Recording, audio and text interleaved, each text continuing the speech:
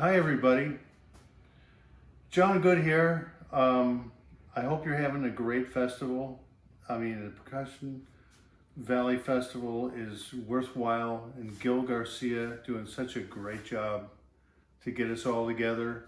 I wish I could be there, but can't this year. But I will tell you this much. There's one reason why Don, Chris Lombardi, and myself and all the artisans, men and women at our factory do what we do, and it's targeted and precisely for you, not because of anything other than the talent that you possess and the great things that are going to come out of what you do. And so I'm very hopeful and forever excited to talk to you. And just remember, if you keep drumming and you keep doing what you're doing, it's going to make such a huge difference in the rhythm of this world. And so I thank you. And my wife Esther and I are here at home, and hopefully that all changes soon, but I'd love to be there with you. But for everybody involved, thanks a million for doing what you do, and we'll try and make this world a better place, rhythmically, if nothing else. So bye-bye and have a great time, great festival.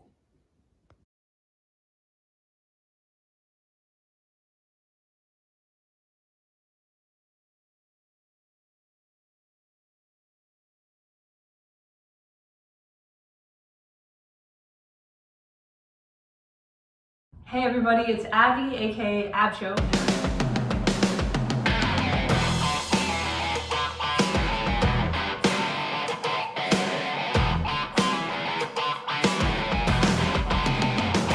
I am pleased to announce that I will be a part of Valley Percussion Festival, a live percussion event full of awesome drummers and educators. I hope that you can join. I'm going to be talking about some stuff about my background as a drummer. What's this whole thing about? And how I do things like play paradiddles, right, left, right, left, which is a fun rudiment, but how in the world did I sort all that out?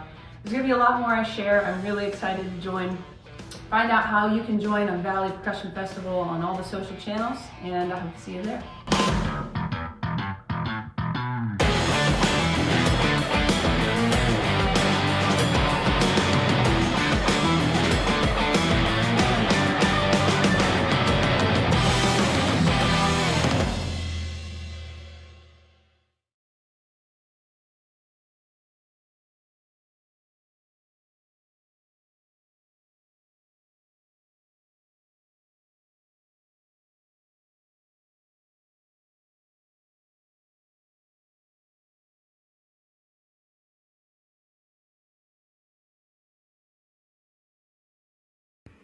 It is such a pleasure, guys. Such a pleasure to be here with you again after not streaming for a good while.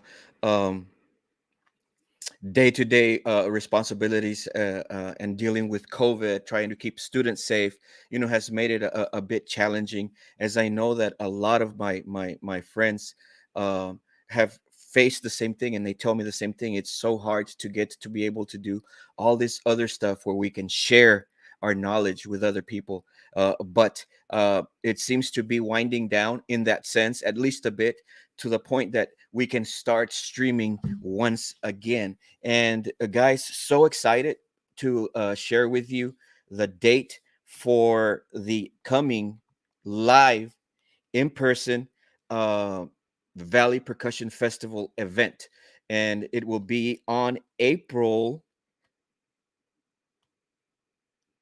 30th, April 30th.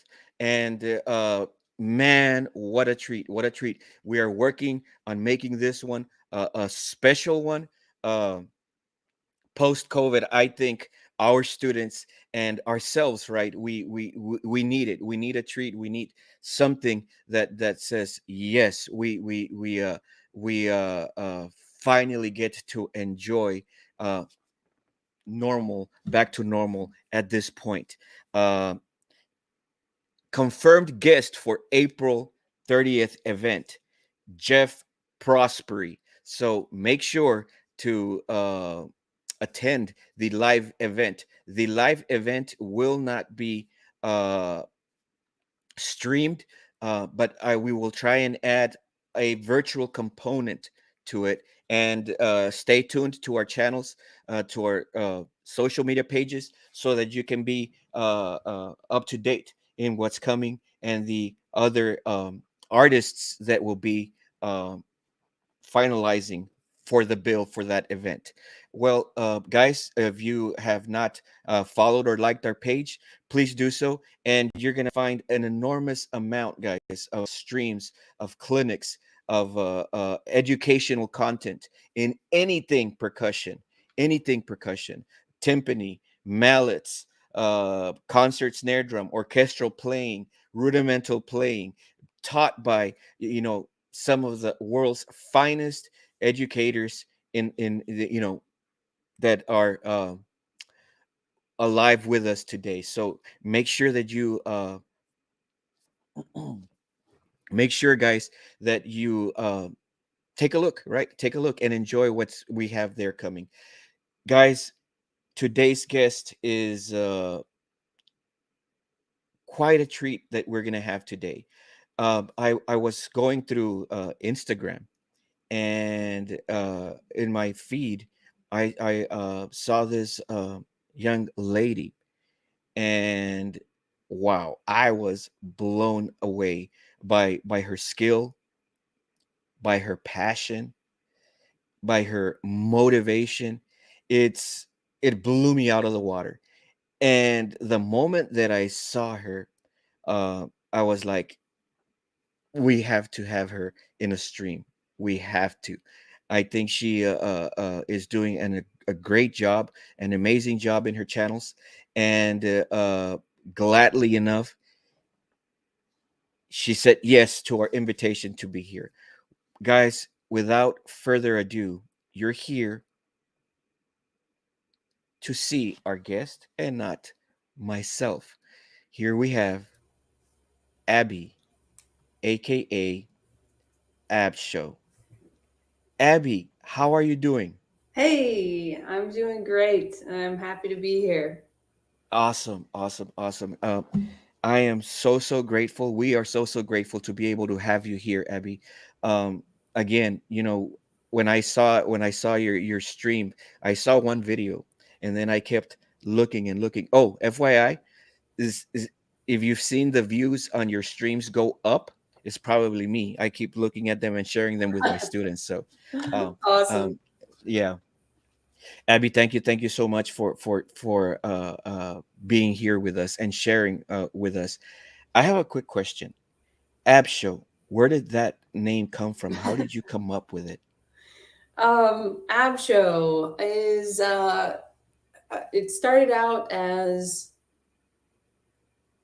it started out as an old email account back Oh, when okay. Gmail was first getting started. I had a little side, like a comedy only, basic YouTube channel when YouTube was just new. I mean, there were, I don't know how many Okay. users, not that many. There were certainly no viral videos or like, big YouTubers. That wasn't a thing. But I would take little videos, just funny stuff that I thought was funny. Yes. And this was like back in 2004. Um, and anyway, so a few years later, I just thought, I make videos. The ab show sounds like a funny thing. I make my friends laugh. And then one of my teachers in high school started to use it as a nickname for me. So she called me Oh, Abshow. And then when I started the YouTube channel that I've had now for the past 6 or 7 years, it was obvious. I was like, well, it has to be Abshow.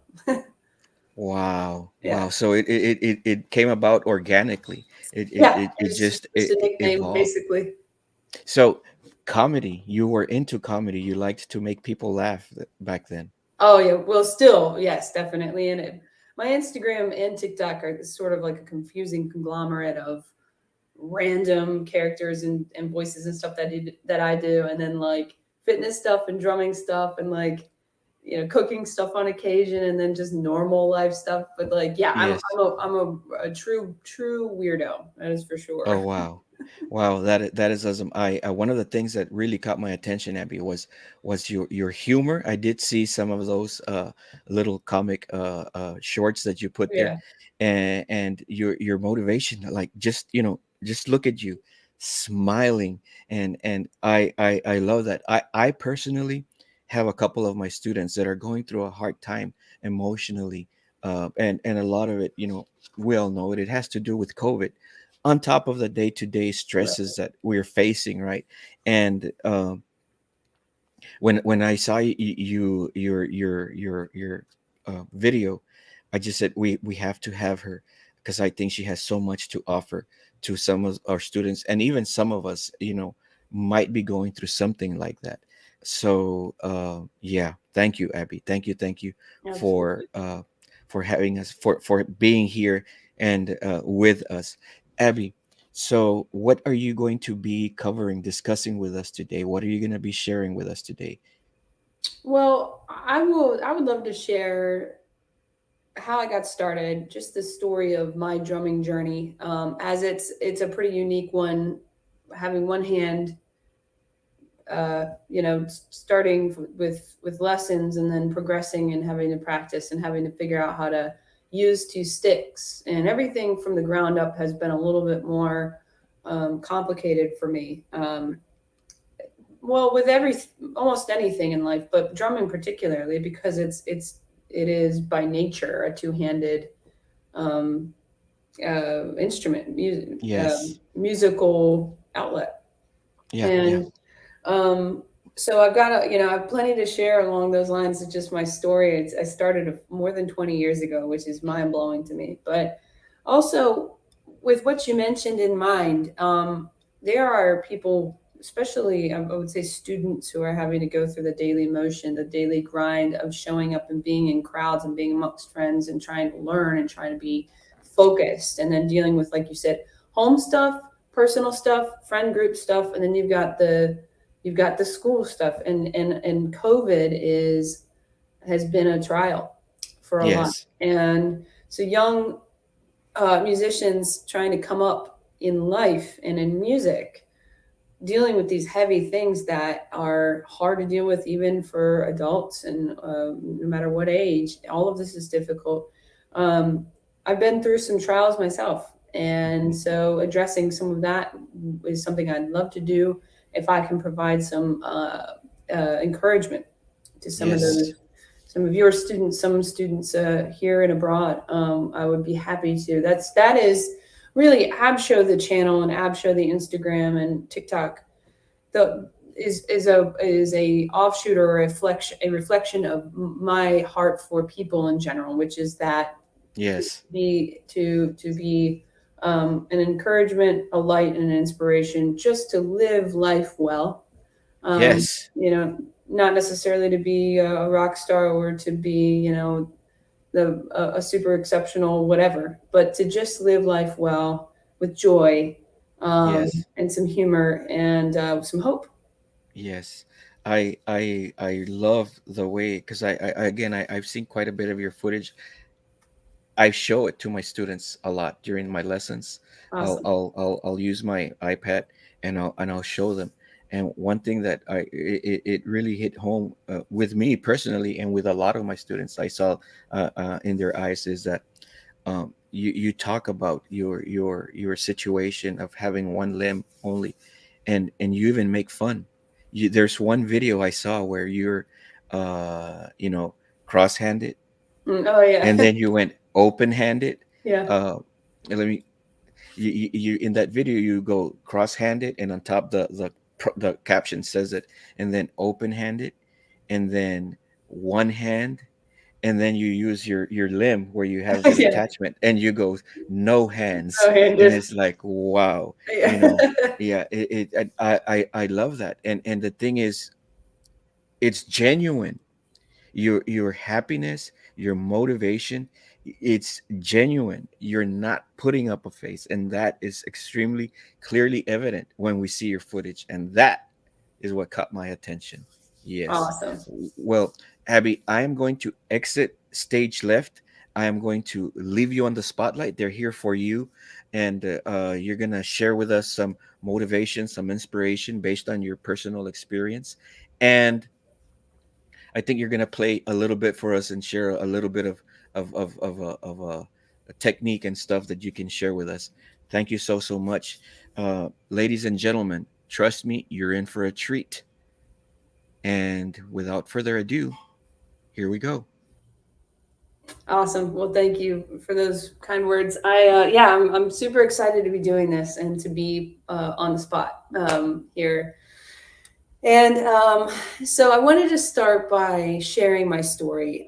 Maybe a few of you have seen some of my videos before, maybe not. But I've shared my story before on my YouTube channel, on my Instagram, in clips, and then some at length. But I'd like to just kind of unwrap why it is that I'm here today and why it is that I play drums at all. So I guess actually clicking it back a few more notches, I was born without my right hand. So I don't know how the perspective looks on your screen, but I was born without my right hand. Not on any particular reason why, scientifically, physiologically, other than it just stopped growing. That happens very rarely, but in my case, it happened just a little. And just side note, for the first 6 months, or no, first like 6 weeks of development, we all go through this massive amount of development in the first 6 weeks, where you're basically going from a little tiny, grain of rice to starting to become a human form. And there's just, I don't know, millions possibly of signals being sent off, toe, fingernail, ear. It's all these incredible things. Well, one of the little signals was not sent for my right hand to grow beyond the elbow, or I should say beyond a few inches past my elbow. So I do have an elbow, which is good. It's very helpful for drumming. And that is it. So it was a surprise to my parents, and they thought, well, we just got to let her grow up and, be supportive, but they never really made too much of it. And in terms of making me feel like self-conscious or held back, they just let me grow and learn and make friends and just do normal things. Grew up riding bikes, playing video games, playing soccer, and playing at the park, and just normal kid. But about when I was how old was I? Probably I was 10. My dad has been playing guitar forever, and he loves to go to music stores and try new gear and stuff. And so he would go often on weekends, and I would ask to tag along. And until about then, I hadn't really thought too much about playing instruments.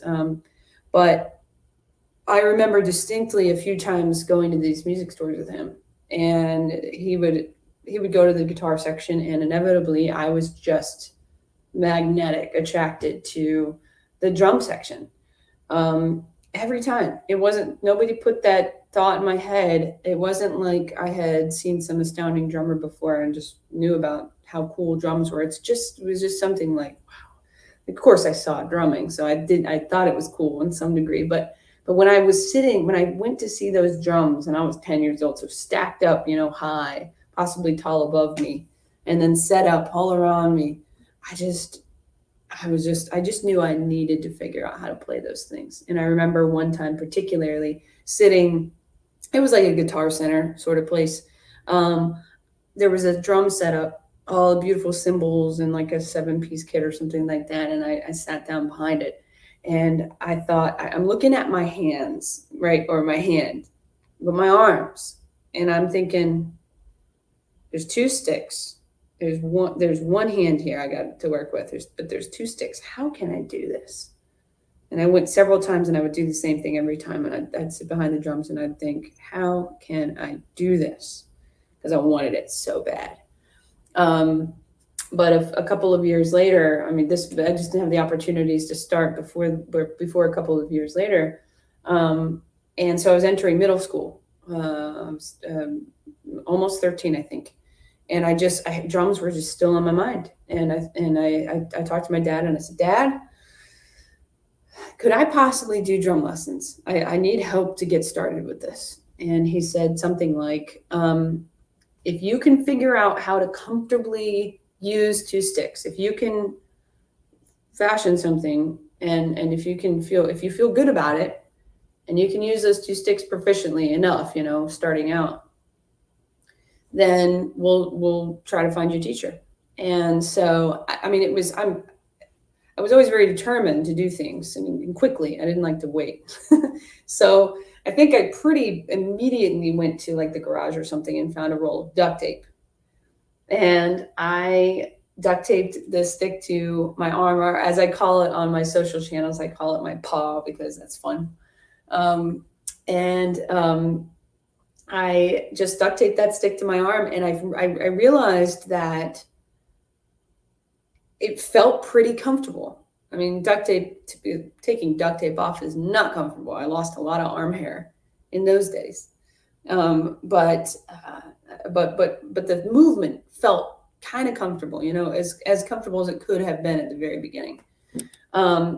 So they find a teacher for me locally, and I start lessons. And I remember the first lesson I walked in to the music store, and I met my teacher, and I had my roll of duct tape, and I had a pair of sticks I think my dad had bought me, obviously, and maybe a little practice pad. I'm not sure. I don't remember. But he said, my teacher just looks at me and he just goes, all right, well, let's get started. And that just started the whole thing. I mean, I started and I worked hard, and I figured out how to get the feel. For those of you starting out or recently, maybe drumming within a year or two, you really vividly know what it feels like to start out. It's intriguing, it's exciting, it's difficult, it's confusing, it's mind-boggling at times. How can I move my one hand this way and my other hand this way and follow these patterns and read this music, or however you're starting? And it's like, it blows your mind because the brain doesn't naturally, it's like rubbing your belly and patting your head at the same time, but it's a very odd thing. But there's this intrigue, it's like, I got to keep going because I know I can play faster. I know I can play cleaner. I know I can follow the tempo. So that I did lessons for a few years, and worked on rudiments, worked on drum kit stuff, worked on reading drum music, did even a little hand drumming, learned a little bit of the fundamentals of playing congas. And man, there's so much of this that I could talk about, but basically, at some point, I realized I couldn't keep using duct tape. For one, if I played for any length of time, I would start to, the stickiness would start to lose its stickiness some. And I was starting to play more and more, and I was starting to become interested in playing in a band. And I knew that it just wasn't going to hold up. And also I started to detect that the duct tape was kind of restricting the movement a little of the stick. Like there wasn't as much. So you get wrist action, right? And we always talk about the wrist action or the what is it called? I don't remember. But the way that your wrist moves laterally, and you have all that control and that feel. Duct tape was sort of limited, as of course you would think it would be. So basically, I went to a sports shop and found a concept, sort of it's a wrist. I guess this was like a junior size thing, so I was like maybe 14 at this time, and it was like a tension wrap to keep your wrists solid while you're playing tennis or other sports. And it was a sweatband, those tennis or like basketball sweatbands you can wear on your wrist, with a long piece of elastic attached. And I was just like, hey, I think that would really work well to hold a stick in place. And I bought one, and this was like some sort of sports shop. And I figured out that it would be smart also because this was like not, it's like a soft material cloth and not some kind of cloth, that it would be good to attach Velcro tape, like the sticky side of Velcro tape on the end of the stick where you would grip it with your hand, the bottom of the stick, and so that it would be extra security. Well, it worked perfectly. I slipped this thing on my paw. I kind of fastened the stick in place with that Velcro tape, and then I wrapped that thing around. And I was like, wow, this is a game changer. It took me a minute to get used to the feel versus the duct tape, but I bought several more of those afterwards, and then they were discontinued, and they're just gone. So I was like, well, that's an incredible concept. And so eventually I had to have friends who sew, and my mom now who sews, make me those from raw material. And anyway, so I'll show you what that looks like. And I want to get into a little bit of the other stuff, but I'll just preview what that looks like. I have my stick right here. This is raw material. I buy these things not in bulk, but like in groups, wholesale, like online. But this is the stick in the inside of the strap, and the little cuff that goes around my paw, which I'll show you more in a minute. But and hopefully I'm not going too long. Feel free to interrupt. I don't want to keep going and going, but I can't hear you. I'm sorry. You are doing great. I'm on the edge of the seat. I don't know if you can see me on the bottom of the screen. Yeah. I'm on the edge of the seat, and I'm just like, wow. No, you're doing great. I'll leave you to it. Okay, great. All right. Cool. So yeah, I wanted to show just kind of talk about the actual stick method and talk about some movements here in a couple of minutes. But I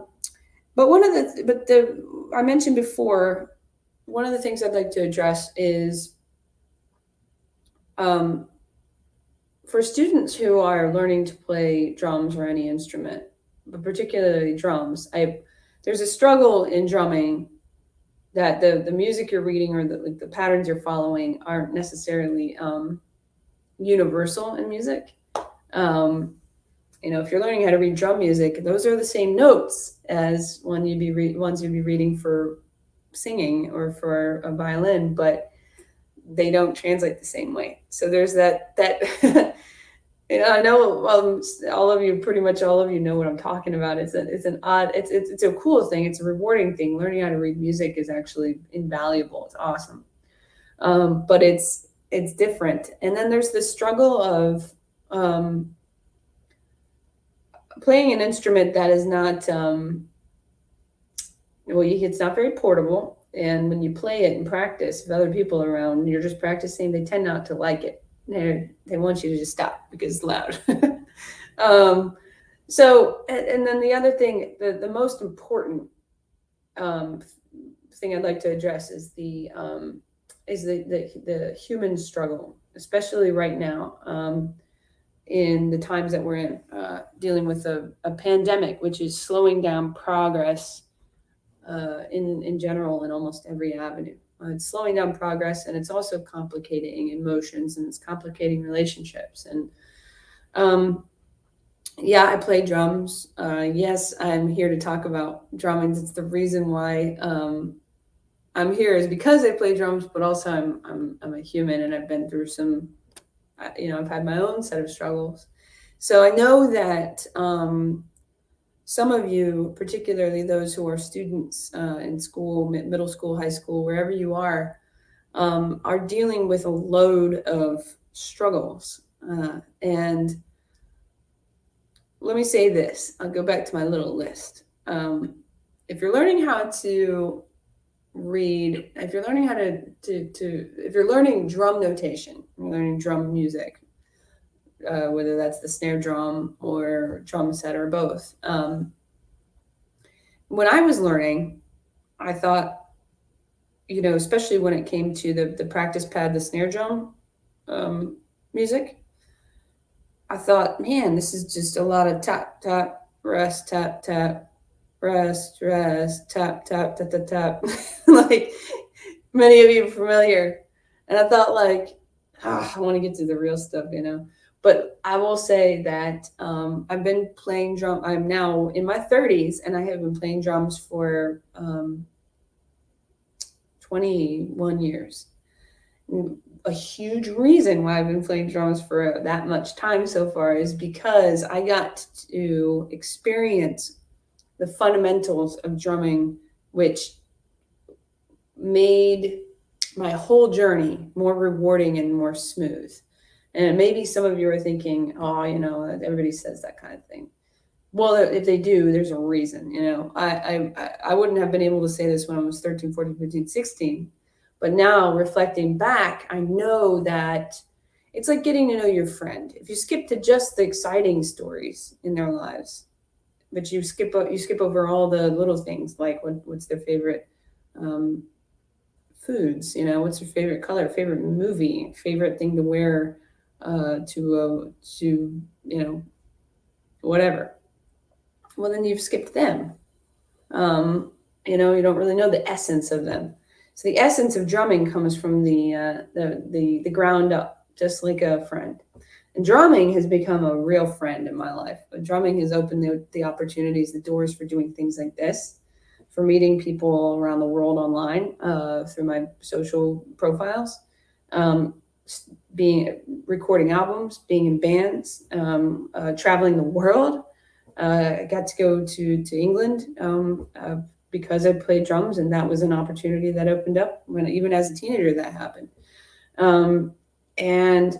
But I'll tell you, a lot of the incredible rewarding experiences comes from daily meeting with your friend, the practice pad, or your friend, the drums.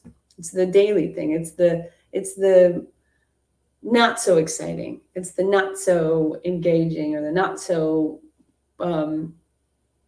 big opportunities. It's those little moments that you just every day work toward learning this friend better. And then eventually you can enjoy the reward of really knowing it well, and whatever opportunities open up as a result of that. So my encouragement to you, for all the struggles of practice and the struggles of, I don't feel like it, and I just did that, and when I have to, you know, my tempo's off, or I'm not getting this, you will progress. So if you stick with it, if you don't quit, you win. So do that. Important. The other is, I also wanted to say this, like, if you're my brother, I drove my brother crazy. This is a short aside. I drove my brother crazy because my drum set, when I finally got a drum set, it took me a couple of years of practicing on a practice pad to save up some money and worked some stuff around so that I could get a drum set. Well, when I did get the drum set, my brother's room, he was a teenager, and I don't know how old I was, but anyway, he's a little older than me. He was right in the basement where my drum set was set up. And I just, as a kid, I just thought, well, I'm just going to practice. I don't know what he's doing, but whatever. And I just played, and the guy just suffered through it, loud, playing right outside of his bedroom door for, 30, 45 minutes, an hour at a time. And he just let me do it. I think he realized the importance of practice, obviously. And he's actually the one who, when I really hit a huge wall with drumming, I was about 17. So I've been playing for 4 years by this time. And I just didn't feel like I was making a lot of progress. I didn't know that, I was a teenager. And as I remember being a teenager and having a lot of thoughts, like, what's the point of all this stuff anyway? And that kind of hit me for a while with drumming. And I thought, what, I have to work so hard, and I'm not really, there's not always a band to play with. It's not always like a stage to be on. And I don't even feel like I'm that good anyway. And I told him this, I told my brother this at one point, just hanging out at the house. I was like, I don't know, maybe I'm going to quit and, do something else.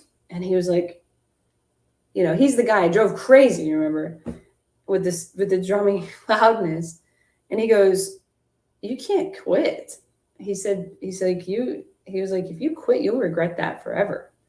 And he said, you've already put in all this time. He's like, but if you continue to put in time, there's going to be stuff that you don't know is going to happen yet. And you don't need to quit. You need to keep going. And I didn't have to follow what he said, but I could hear that he was really being really sincere and cared about me and cared about what I had invested. And gosh, he was right. Because, I mean, it was like, anyway, I've already described some of that. I've had a lot of incredible opportunities, and I think, some of you will too. So the other thing is that I didn't just go through the struggle of learning how to play the drums as a conventional drummer would, but I went through the struggle of learning how to play drums with only 5 fingers, which is a very strong theme of my YouTube channel. How do I do stuff with 5 fingers? Well, the answer is I don't have a clue. I just have to figure it out.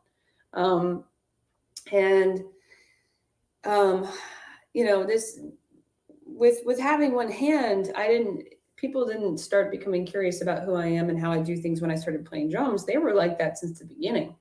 I mean, I had people who would look across the room at me and kind of stare and think, what in the world why does she look like that? Starting, from the time I was a baby. And they still do. It's not because people have harmful intentions, or some of them don't even realize that they're doing that. But it's just, I look different. I don't know how many 1 in millions of kids are born with like an upper limb, they call it, amputation or upper limb loss, but there aren't that many. And, maybe you've bumped into people with limb loss in your life, but there aren't that many. So I just look different. And so that's what helps me not be offended. But we all have something that we're struggling with. And I struggled through that growing up, not in a way that made me feel like I couldn't make friends. I figured out, or like that I couldn't try normal things. I was stared at. That's for sure. I was questioned. There was a lot of skepticism around, like, when I started playing sports and stuff. I had my own self-doubts at times. But for the most part, my mindset going through those things was, if I can figure out how to do this, like, small thing, like, put all my books away in my backpack quickly and efficiently like anybody else, or can I sharpen my pencils with that? This is now, oh my goodness, now you know that I'm getting older, but there's a pen, those pencil sharpeners that you like wind. I don't think those are in classrooms anymore, but stuff like that, just everyday little stuff. Is the whole class going to look at me when I get up and I have to do something on the board, and that could involve 2 hands, and I don't have it? Do I have to figure this out? Well, yes. Even now, I know how to do a lot of stuff with 1 hand pretty well because I've had a lot of practice by now. But even now, going to a store and doing self-checkout and having to bag my groceries, and maybe there's a line of people behind me, and they're all looking at me, or maybe a couple of them at least, maybe not all of them. I don't want to be too self-involved, but a couple of them maybe notice and they think, oh man, is she going to be able to do this? And sometimes there was a time where I struggled with the weight of that. I hated that feeling of like I'm being questioned by people I don't even know, and now there's pressure.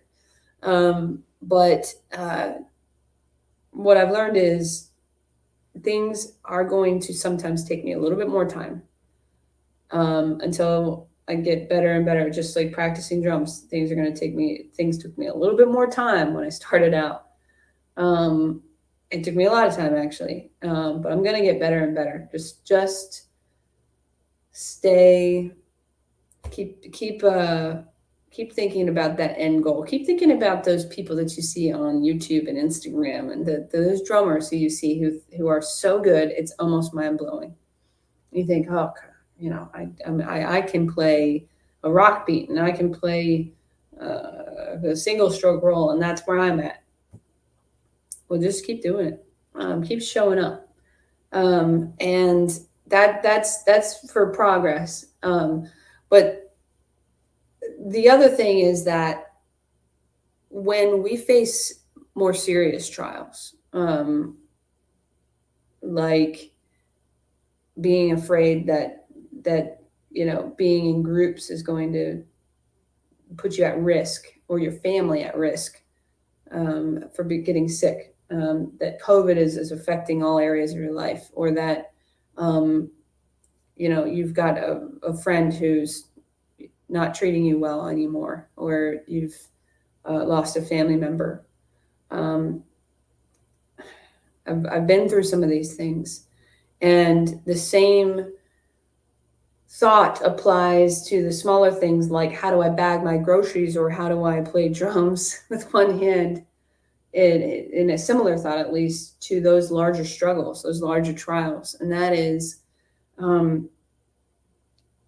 it is ultimately not about how I feel in the moment, but about how do I continue to do well in life with every small thing, medium thing, and large thing, so that I can remain hopeful, not just for my own life, but to uplift and encourage people around me.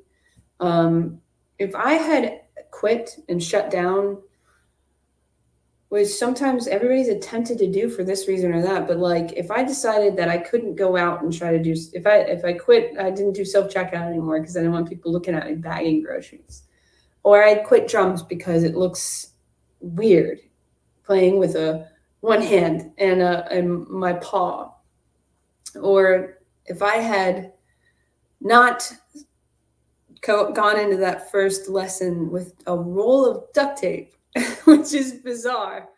If I'd quit before I started, there's a deep dissatisfaction I feel like I was afraid of feeling if I had decided that I was going to quit before I started. There's deep pain and there can be really deep fears that come up in this life, and they always will. This life is not easy. It's difficult. But what does make it easier to a degree is to keep moving forward, to lean on friends, trust people, lean on friends, lean on family, people who have your back and will support you.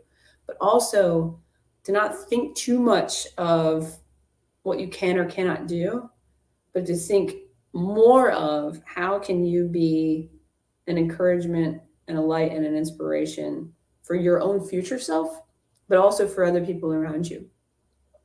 So at some point I decided that, yes, I want to do well in this life. Yes, I want to be proficient at things with one hand. Yes, I want to be good at drums and other things that I do.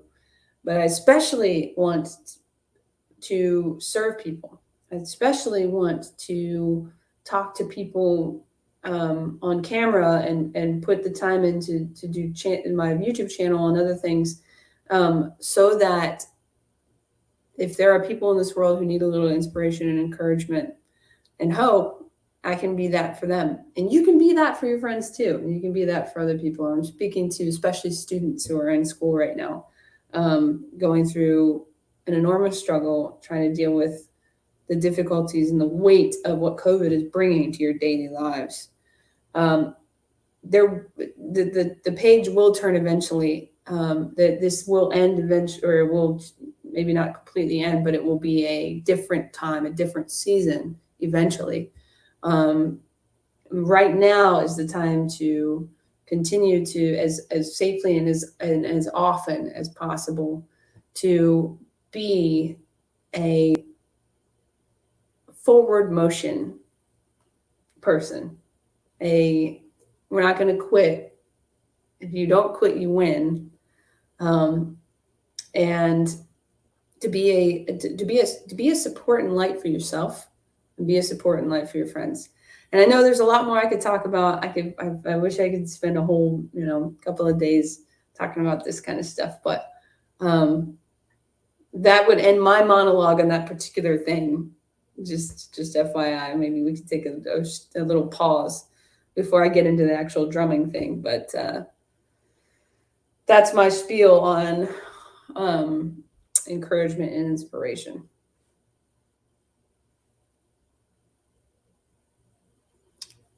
Augie, you're muted. It's very inspirational to hear you and the struggles that you did, and one thing that really stuck to me is you saying, um, and I posted it in a comment, how can I do this? Because you wanted it so bad. You questioned, how can I do this? You did not set a barrier and go, I can't because of my situation. And just changing the verbiage, changing what you think and what you say is a big difference, a big difference. Um, wow, very very encouraging. Um, I have a question for you, Abby, Mhm. before you transition into the playing. What uh when you're practicing and you come to a point where some things are difficult, right, for different people, at different levels, and sometimes you hit a point where, oh man, I can't get this, I can't seem to get this. And in your case, I would think that as somebody that's not as you know a go-getter and as you, they might especially feel like, wow, I won't be able to get this ever, Mhm. right? Mhm. Um, what keeps you moving forward at that point? Huh. What keeps you going on? It's a great question, because we all musicians deal with that. All of Yes. us hit these big walls. Um, but I remember, and now, I mean, there's always progress to be made. Now, when I practice, I know there's a miles to go, and I could be doing this better, and I could get to this level, and absolutely. But especially when I first started, there were times when I just physically could not play this rudiment smoothly or play it faster, Yeah. and you hit that wall and you're like, if I play another 5 minutes, I'm gonna break my six and a half and walk away forever, because it's like, you get frustrated because you're like, I cannot do this, and I have those thoughts, of course, but I know. But here's the thing, and this is where it's important to have people around you who inspire you, and to people who will Yes. encourage you to keep Yes. going. Is that you see, like, I'll watch a video on YouTube or on Instagram or something of a drummer. Well, they can do it. Why? Because they've got more fingers than me, or because they've got 10 hands, or they got, they're somehow super speed than you can. No, it's just that they put in the time, progress was made little bit by little bit. And that's what I was talking about those those Yes. those becoming friends with your instrument, becoming a friend of the drums. You have to learn that thing, and that takes showing up daily. And Yes. so, did I start out being able to play a paradiddle faster than Paradiddle? No. And did I work on that for months and even years? Yes. And now can I play it a lot faster and different Yes. versions of paradiddles and different accents and stuff? Yes. So there's going to be times where you go, I can't. And maybe you have to get up and walk away, put the sticks down, walk away, but you can, and don't forget it. And you will if you don't forget it. You will. Yes. If you don't quit, you win. That's how it works. It's not unless you absolutely quit. If you continue to practice and be consistent, you will see that progress made. I know it's frustrating. I know it. Yes. I've been there, but you will make breakthroughs. Exactly. You made me remember when I started to play myself. There's a small house next to our house where I grew up, and that turned into my practice room, my practice studio. And they had just f- sheetrocked it, brand new sheetrock. This was my mom back then, did when I was a kid, did this for me, right? And when I would start playing something that I couldn't get, it was so frustrating. I would throw the sticks, and on the sheetrock you'd see holes where the stick would go through. And I remember I would laugh at times because I would walk into the room and you would see sticks on the wall, and I was like, well, I gotta keep this in check. But it can be, Abby, it can be. And being an educator myself, I see students progress at a different level, at a different rate, and that's totally fine. We're different, and that's what makes life interesting. And um, I see sometimes some students, what I call my late bloomers, um, developing certain motor skills just takes a long time for them. Mhm. Sometimes it Mhm. takes a long time to cook. And that's why I share your videos with them. If she can do it, you can do it. Yeah. And I want to see this done. I'll give you a day or two. Try it. And Yeah. yeah, so yes. Wow. Yes. Yeah. Wow. So that, thank you so much. So Yeah. what are you gonna show us to play? You're gonna show us a little bit, right? Yeah, yeah. So I mean, with for me, it's like the most basic stuff is the stuff that like I feel like were the biggest hurdles for me. Yes. So, and again, going back to the importance of getting to know the drums from the ground up. When the learning the basic stuff, the rudiments, Mm-hmm. practicing at a slow tempo, medium, fast, and just getting those down, and then learning basic drum Mm-hmm. music. That's the stuff that really helped me fall in love with drumming on a real level, real practical level. And It's interesting that you're saying that, Abby. I have a very good friend of mine, and he's very well known in the drumming community. Um, he, um, uh, Tyler Dempsey is his name. He's out of Austin. An amazing educator, amazing player, amazing educator, top notch, world class, without a doubt. Okay, um, and he uh, several years ago um, says, "I'm gonna send you a packet of the stuff that I practiced," because he placed high in drum corps and solos and individual and ensemble. So he played a solo, and he goes, "I'm gonna send you the packet that I used to prepare my hands to achieve that." And I was like, okay, I thought I was gonna see all these fancy exercises because the guy's been around and he studied with some of the finest educators out there, and world-renowned educators, and it was simple stuff, yeah, simple stuff. And then when I opened it, then he sent me a text. Did you see it? And I go, yeah. And then he put in the text. That's all it takes to be great. yeah, Yes. yes, Yes. yes, absolutely. I mean, yes, you can't. I was fortunate to have a drum teacher, the teacher I mentioned for the first few years of my drumming, to who valued that, who understood it, and was also an incredible drummer and percussionist himself. Um, who just, I mean, we didn't touch a drum set until I was really, really ready. Wow. Um, and so I was, I didn't, I was on a practice pad almost for a whole entire 2 years. Oh wow. Um, and I think that's a great thing because, Yes. I mean, talk about learning how to hold a pair of sticks.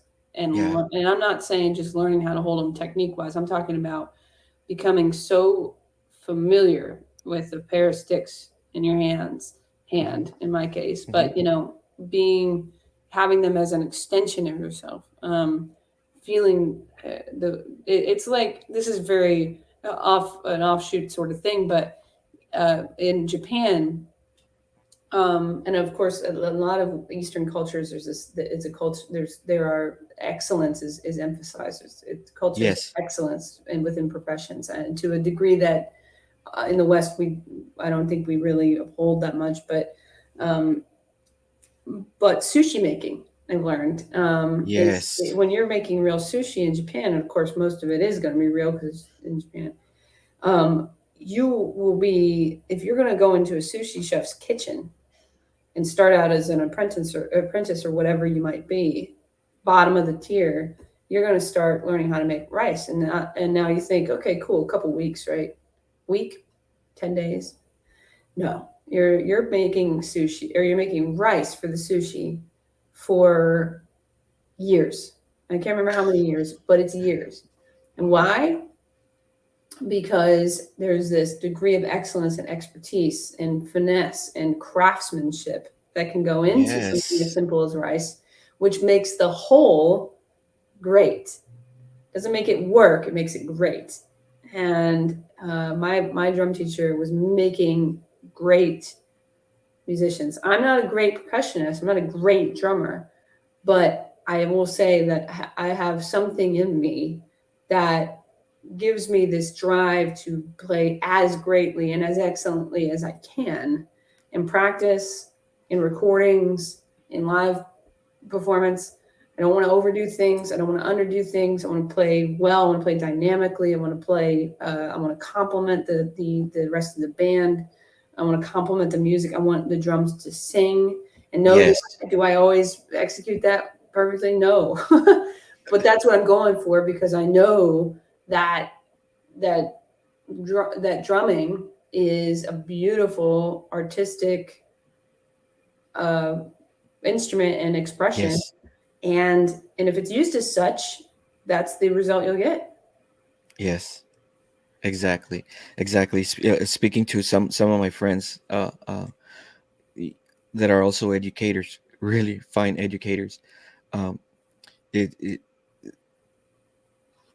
spend every time you introduce a new skill to a student, spending a healthy amount of time, spending a healthy amount of time is what's gonna make that skill permanent and a part of the individual. If you rush it, it's not gonna be properly and if it's even a word, solidly set Hmm. in the student. Yeah. um, and what I like to the term I like to use is, you know it takes a while to cook some of the finest food, and alluding to what you were saying, some of the finest food that you'll taste and enjoy. It takes a while to cook. And so, Yep. yes. Yeah. Yep. Exactly. So, okay, what are you gonna show us to play today? Well, I'll just do, since I've been talking about how, the drum strap that I have here and the Yes. rudiments and stuff like that. I just thought I would show you a couple of things and a couple of, like, I suppose, sticking methods that I had to come up on my own, which are Yes. unique to me and other few one-handed drummers there are out there. A Um, drumming a drumming what's the word I'm looking here for? Sometimes people will say an abbeyism, a drumming abbeyism. yeah. That's what we're gonna learn today. Awesome. Yes. Awesome. Yes. Yes. Yes. A very Abshow Abbey method for drumming. So I'm going to turn this down. Hopefully this works okay for the camera. But so what I'm going to do is actually, let me go ahead and so this is a little improvised because I've got some setup over there, but it's a little far away, I think, for the camera or the microphone to Yes, pick up well. So I'm going to that's grab okay. these and I'm going to put this is hilarious. Um, this is my office. I work from home, so this is a multi-use room. It's an office as well as my TV room, and I love it, but limited space. Yes. Yes. So I've got this is what I've sorted out here. Hope this will work, I think. Yes. And actually, I can move this up here. Yes. There. Great, perfect. Is this good? Yes. Okay, Yes. Perfect. great. So, so this is what I was talking about. Was made. The concept came from that strap that I found at that sports store I mentioned. Mm-hmm. I developed it to be more adult size because I found that when I was a pretty young teenager. Yeah. So it's a two-part piece that I have to buy these things separately, the materials separately. So one piece is, of course, this is your standard, basketball, tennis, whatever, wrist sweatband. And I could get those, for $2 a piece or whatever online. The other part is this sort of medical strap or sports strap band. This is a long piece of very stretchy fabric. And on the end is the rough side of Velcro. So you'll see how that works in a second.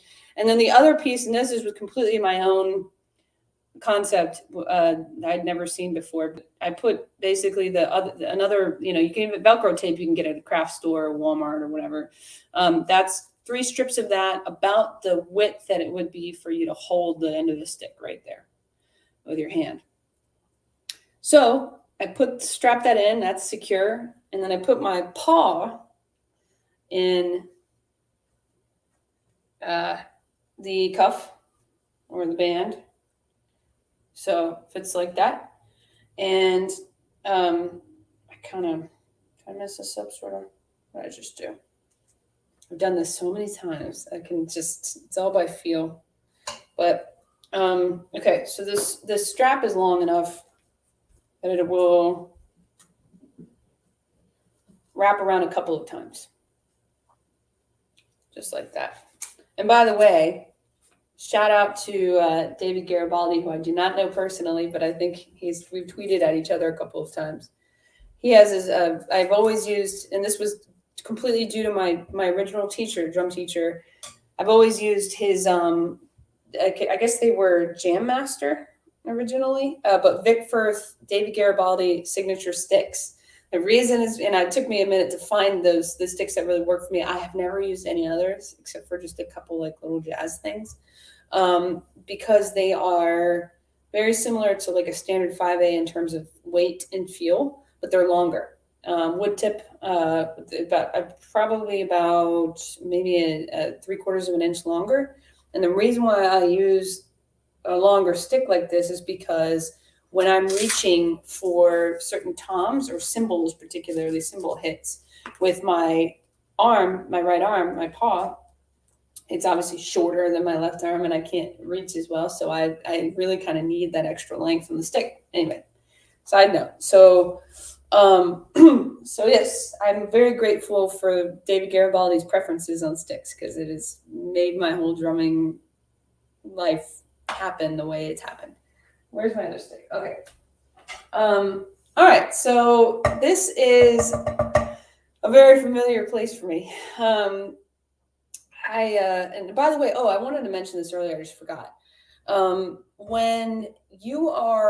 If you're a newer drummer and you're learning rudiments and stuff, you're assigned to practice those. And I know you're being assigned to practice those, and don't skip over them because they're super important.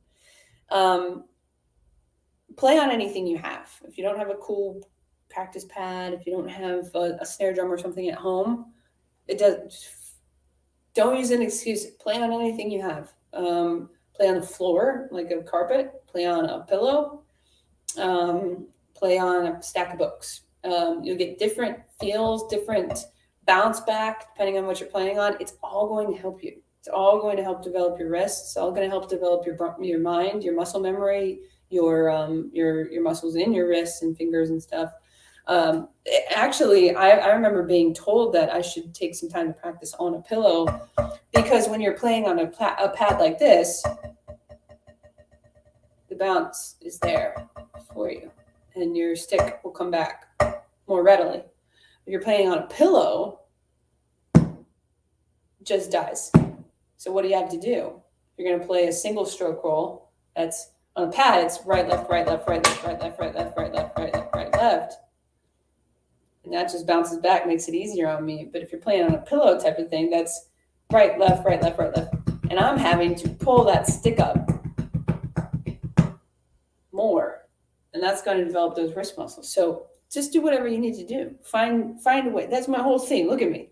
I've got one hand and I'm playing drums, talking about playing drums for the past 20 years. Find a way. It's going to work. Don't worry. Don't worry about what people think. Don't worry how it looks. If you want something, you go get it. If you kind of want it, but you need to want it a little bit more, fake it till you make it. You'll get there, I promise. All right. So my favorite rudiment is the paradiddle, or the paradiddle or the paradiddle diddle diddle. It's fun to say and play. I talk about it. I used to do this thing on my Instagram channel called Paradiddle Friday. So many of you know paradiddle, right, left, left, left. And paradiddle is right, left, right.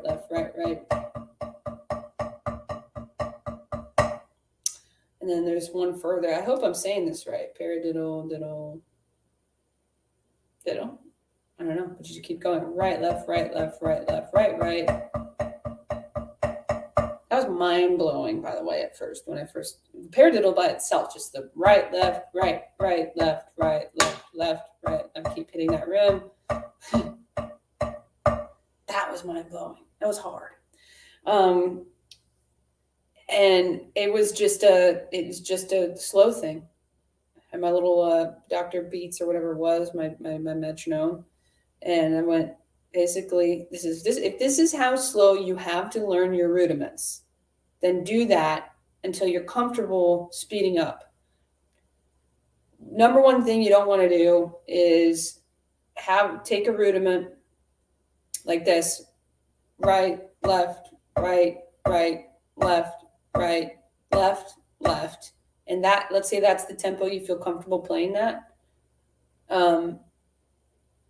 You don't want to say, okay, I'm comfortable playing that, but I really want to play it like, I didn't even play a paradiddle there. I don't know what I just did. But, and then just start trying to play real fast, and then you can't keep up with your own self. You know what I mean? So dial it back, play right, left, right, left, right,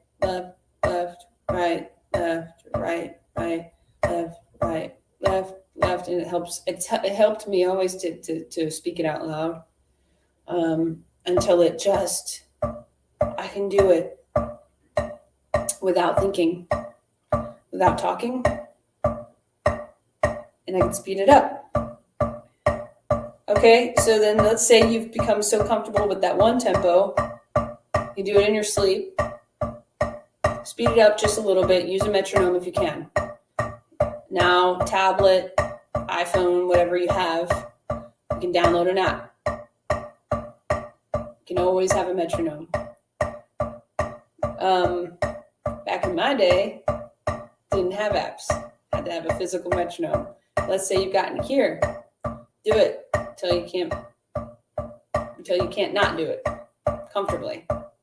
And then eventually, so this is about the tempo where I really hit that wall. We were talking about that a few minutes ago. I really wanted to play that paradiddle fast. I just love like I said, love the way it sounds when I play it, love the way it sounds when I speak it. Just wanted to play it really fast. I think even now I don't play it super, super fast, but a lot faster than it started. But I remember, I think I was stuck at like the tempo.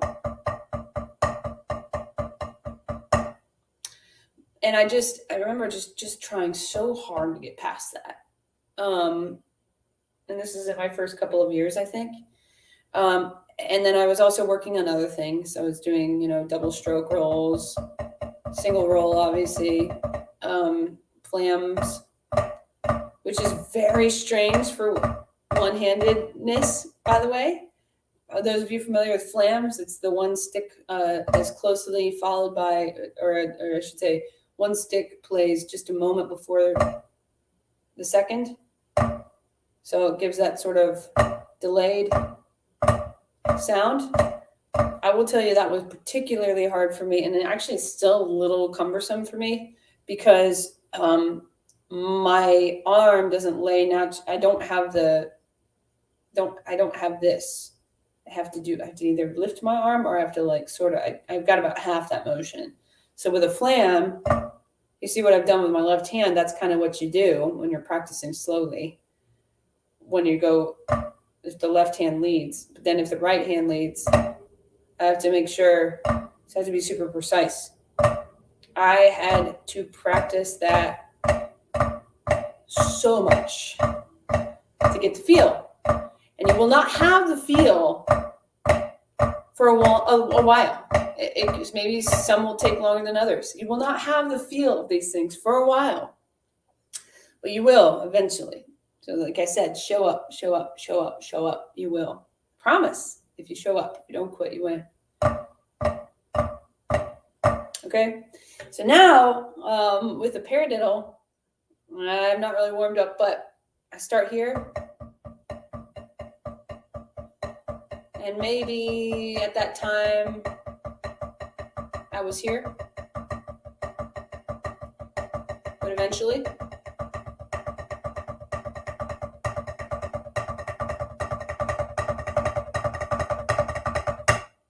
maybe I could go a little faster than that, but for the sake of this video, I'll stop there while I'm on top.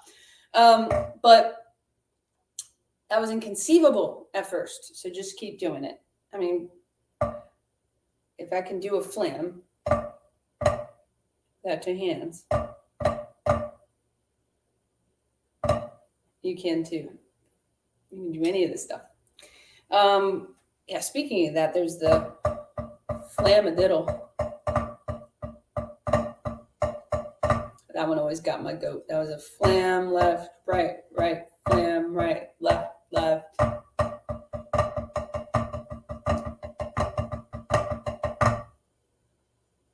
feel like I still struggle with that one. Anyway, so yeah, this is how I learned drums. Like I said, I didn't play a drum set.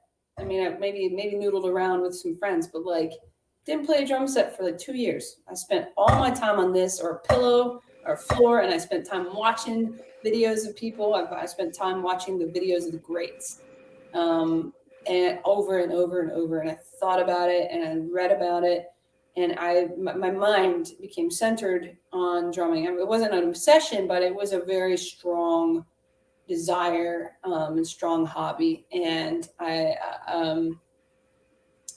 you just get there.